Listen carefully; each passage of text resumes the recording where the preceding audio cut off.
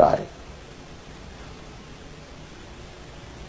وَيَتَقَرَّبُ إِلَيَّ عَبْدِي بِالنَّوَافِلِ حَتَّى أَكُونَ، میرا بندہ نوافل کے ذریعے سے میرا تقرب حاصل کرتا جاتا ہے یہاں تک کہ میں اس کی آنکھیں بن جاتا ہوں جن سے وہ دیکھتا ہے، اس کے کان بن جاتا ہوں جن سے وہ سنتا ہے، اس کے ہاتھ بن جاتا ہوں جن سے وہ پکڑتا ہے، اس کے پاؤں بن جاتا ہوں جن سے وہ چلتا ہے۔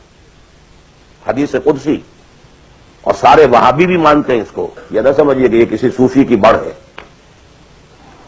حدیث صحیح عند کل المحدثین۔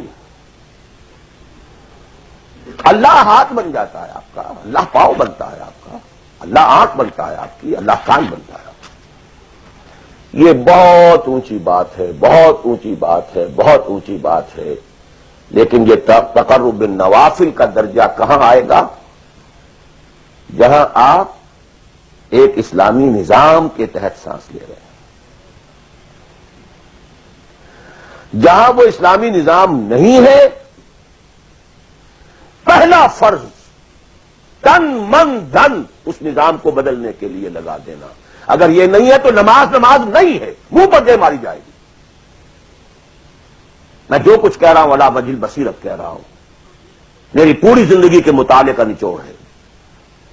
نماز منہ پر دے ماری جائے گی، روزے منہ پر دے مارے جائیں گے۔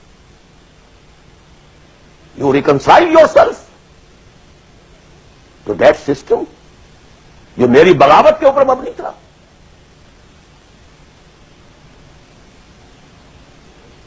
پہلا فرض یہ تن من دھن،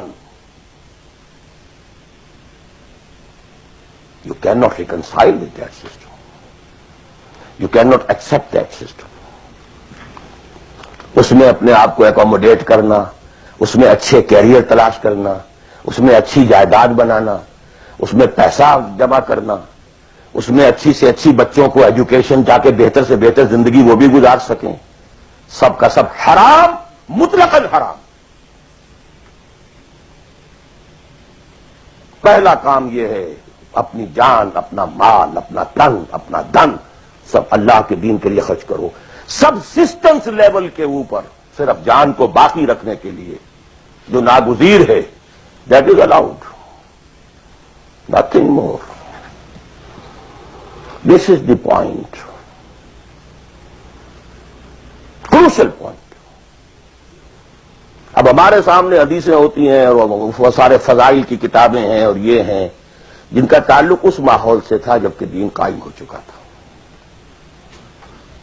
اس کانٹیکسٹ میں باتیں ہو رہی ہیں، نفل کی بات ہو رہی ہے اور قیام اللیل کی بات ہو رہی ہے اور جو ہے ختم قرآن کی بات ہو رہی ہے، اور اگر فجر کے بعد بیٹھے رہے مصلے پر اور 2 رکعت پڑھ کر اٹھے جبکہ سورج نکل چکا ہے تو اب یہ اتنا اونچا سوال، یہ ساری باتیں، all these things become absolutely irrelevant